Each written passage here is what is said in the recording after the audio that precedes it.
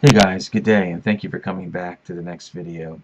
Guys, my last video was about my dog Max, and he's getting worse. It's just not going to get better unless the Lord intervenes directly. That's how I look at it. And we've prayed, thousands of people have prayed, and I'm just waiting for the Lord to act. If He's going to act now or act on the other side of eternity, I guess it doesn't really matter. But it would be a great sign to have Max healed now. It turns out that it's getting a little bit worse. He's starting to have a lot of mucus that's coming out of his nose, and it's bloody. It's red. So obviously, he does have, and I suspected this, some type of nasal cancer. But let me jump to. I've been putting out a lot of Bible studies on my community page, guys, and there's 4 or 5 of them in here that deal with this theme about the timing of the return of Jesus. Now, I know people get uptight when you talk about this. No one knows the day or the hour. Of course, I'm not predicting the day or the hour, but I'm going to look at the clues that have been given to us. And I put together a list here of 6 clues that all together point to the second Hebrew month, which is the May time frame. So let's go ahead and jump right into it. So if we go to Matthew 24, we can catch 2 of these first 2 clues. Now, we've all known about the days of Noah. Let's go ahead and go to Matthew 24 and let's read. Okay, so it goes like this. It says, Jesus says, "From the fig tree learn its lesson. As soon as its branches become tender and puts out its leaves, you know that summer is near. So also, when you see all these things," so he told us summer is near.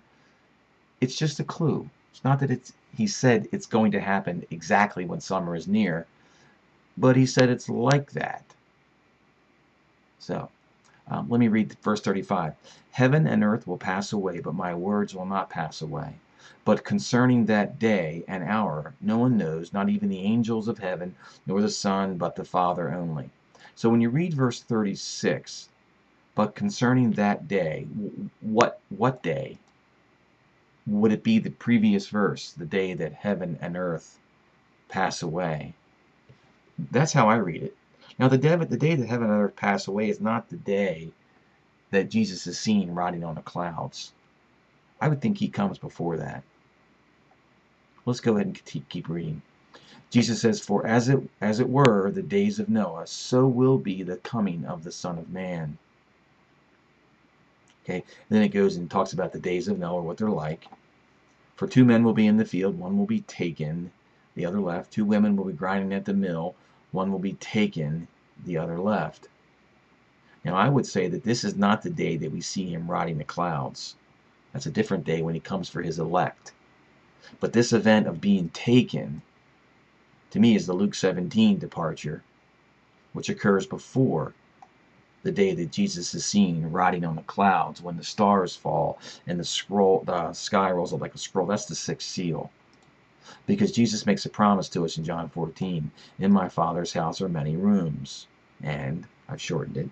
"I will come again, a second time, and will take you to myself, that where I am you may be also." He's implying that in his Father's house, that would be in heaven, there are many rooms for us to dwell in, and that one day in the future he's going to come and take us there, his faithful followers. 2 men will be in the field, one will be taken. That word taken in the Greek is the same word taken here.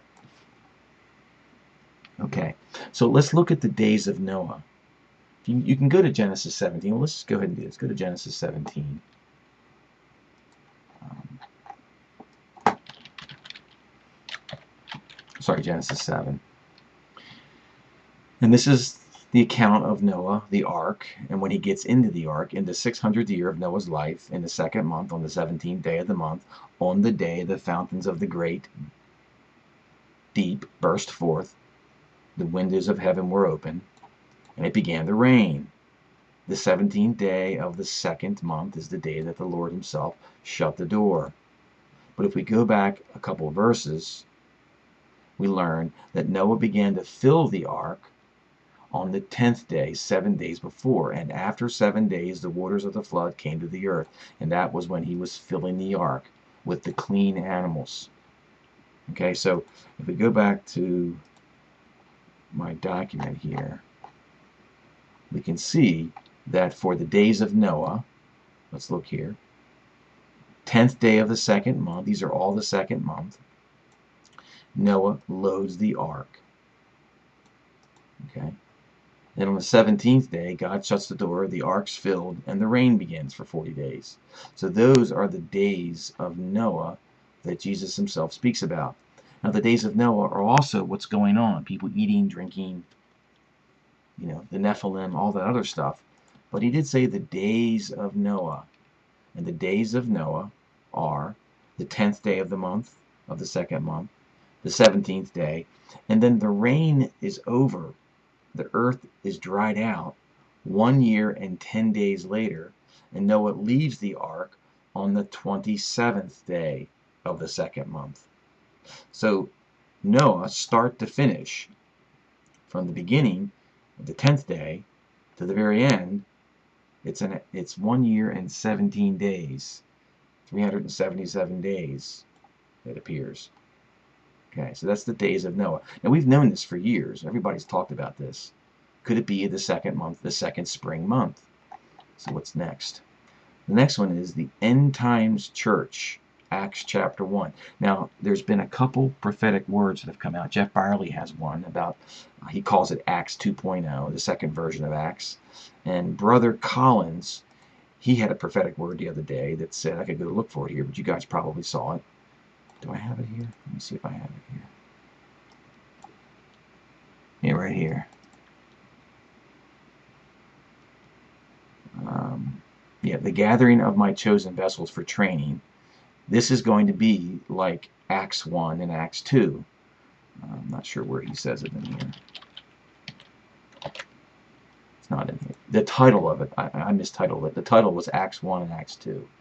Okay, so let's go ahead and look at the book of Acts, chapter 1, and see what month that occurs. So when you open up your Bible and you start to read in Acts chapter 1, guess what day it is? Well, it's the day that Jesus ascended into heaven. This is called Ascension Day. It's 40 days after the Resurrection Sunday. That's IR 27. It's the second month, the 27th day. And this is the day that Jesus rose up into heaven. Okay, and then the two angels that were standing next to the men of Galilee, the angels said to him, men of Galilee, why are you standing looking into heaven? And then they responded, he said, this Jesus who was taken up from you into heaven will come in the same way as you saw him go into heaven, riding on a cloud. So my question is, could the same way actually mean or equate to the same day, 27th day of the second month? Let's go back to the days of the second month. We talked about Noah and the ark, and let me go ahead and highlight that one. We talked about God shutting the door on the 17th day, and then we have Acts chapter 1, Jesus ascends into heaven, and we also have Noah leaves the ark. So we've covered these days now, okay? We'll look on the 10th day is also pretty incredible when it comes to the Passover. We'll look at that in a second. All right, lots of things going on in the second month. That's the End Times Church. So the question is, would the End Times Church begin the same way that the New Testament Church began 2,000 years ago on the 27th day of the second month? My thought is maybe the sons of God would ascend for training on that day. I don't see Jesus coming back on that day. I see the same thing happening again. Jesus is the original Son of God, and maybe the sons of God will ascend on that day. Just a thought. Okay, the second Passover. Now this is the one that blew me away a few weeks ago. I guess maybe 2 weeks ago. Let's look at the second Passover. Now, a lot of people are not aware that there is even a provision for a second Passover. It's hardly mentioned in Scripture. In Numbers chapter 9, Moses has an issue. the Israelites, all 12 tribes, had gone off to war, and they came back, and they were dirty. They had touched a dead body. So Moses went to God and said, "What can I do? These men are unclean. They've touched a dead body."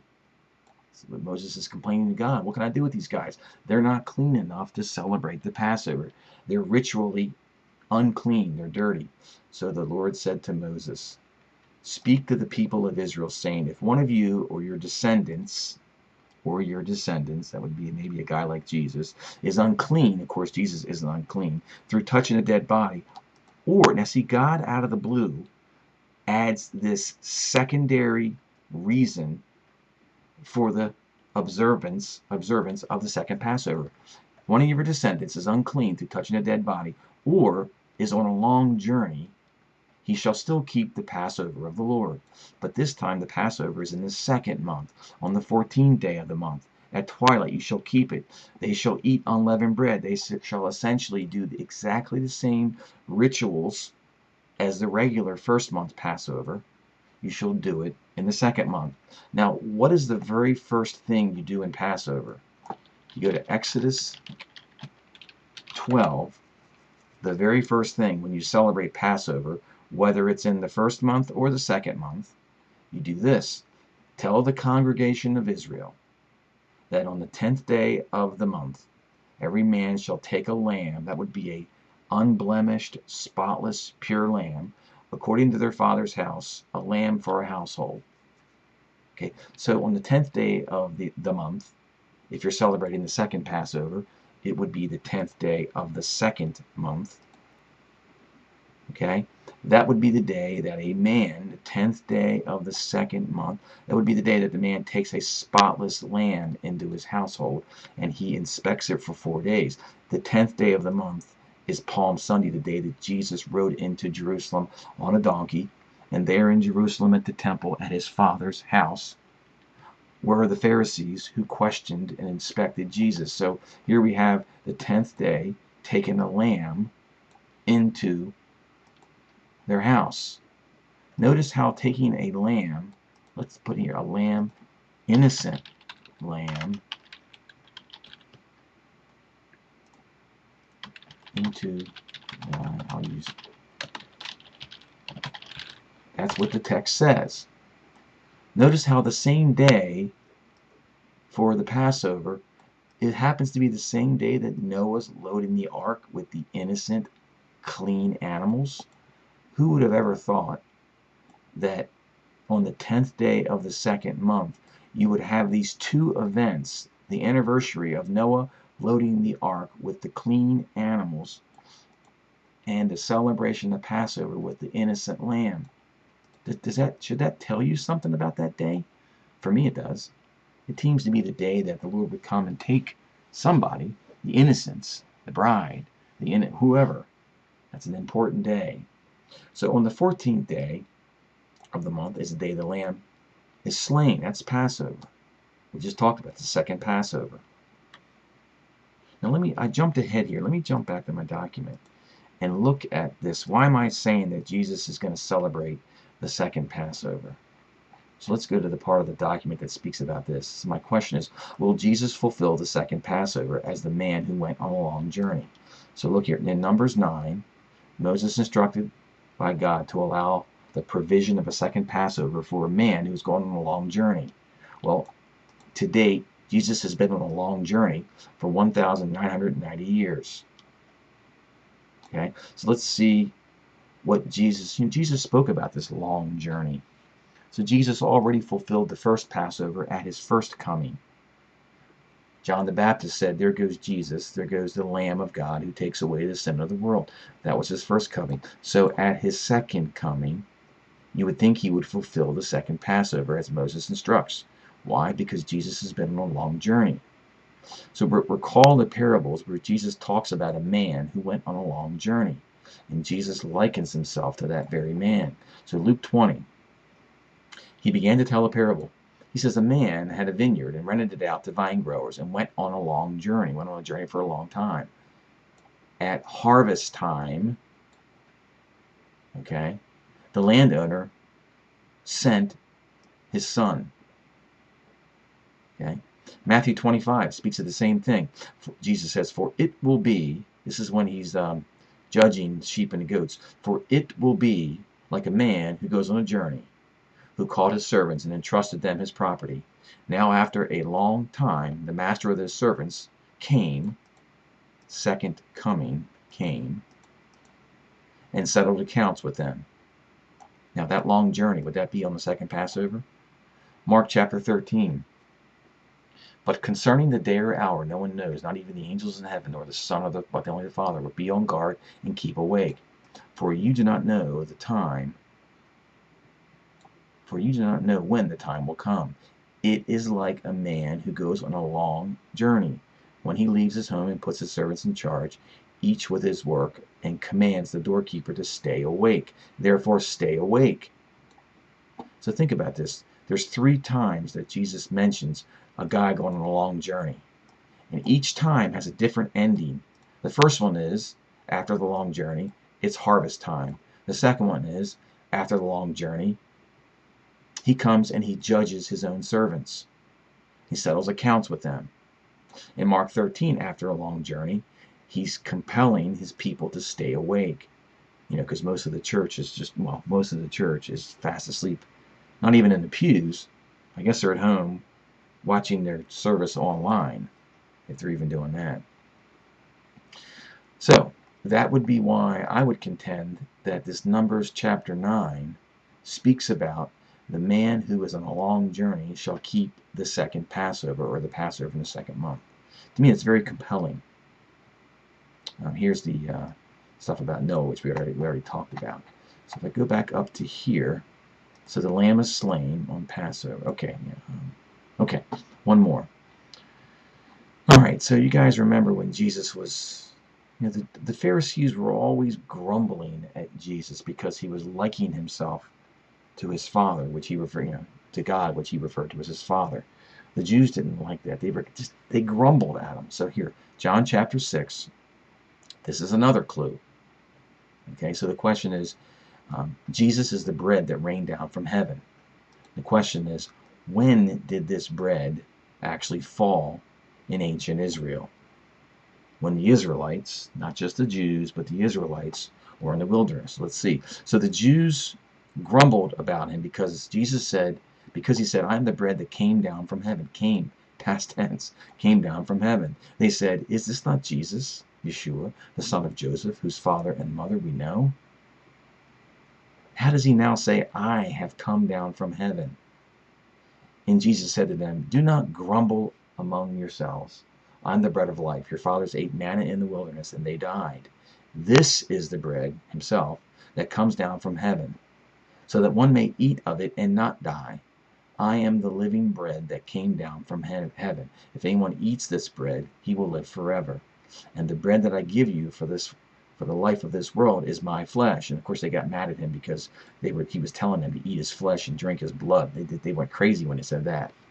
But we can look back at that and know what he was talking about. So Jesus likened himself to the bread that came down from heaven in the wilderness. So when did this bread fall for the first time on the children of Israel? Well, if you go to Exodus 16, you can read about this event. And I want to show you both of these at the same time, both sets of verses. Look at John 6. Look at Exodus 16. The people of Israel came into the wilderness of Sin, which is between Elim and Sinai, on the 15th day of the second month. Here we go again. The 15th day of the second month. And they grumbled against Moses and Aaron in the wilderness. And then the Lord said, behold, I am about to rain bread from heaven for you.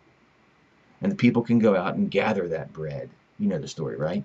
So the interesting thing here is that the bread, the manna that fell into the wilderness, that Jesus said that he actually was, it fell on the 15th day of the second month. Now look how, if you look both sets of verses, see how even in Exodus, the people of Israel are grumbling at Moses. And the word in the ESV here, grumbled. Go look up here in John 6. Jesus said to them, do not grumble among. It's the same thing. This is in the Greek. It still got translated grumble. So, what do we learn from this? We learn that Jesus has given us a clue, in my opinion, that there's something going on about this second month thing. Let's go up here. Jesus comes down from heaven as the manna fell on the 15th day. Okay, so do we see a pattern here for the second month? We got one more. Hezekiah. Guys, I would go read Hezekiah, but we're going to talk about it here real quick. So Hezekiah is a king of Judah. Now, in order to understand this, we have to understand. Oh, I don't have it up, guys. I got to go pull this document up. We have to understand the history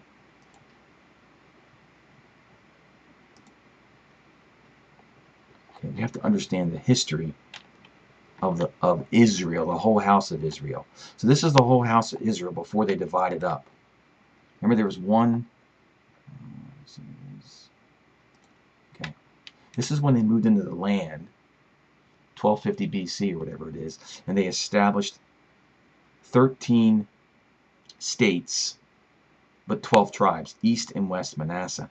Then after a couple hundred years, they got mad at each other, and the northern kingdom separated from the southern kingdom. So at the time of Hezekiah, when Hezekiah in 727 BC, at the time Hezekiah became king of Judah, the first year in 727 BC, these two independent nations, two houses, they had been separated since 936.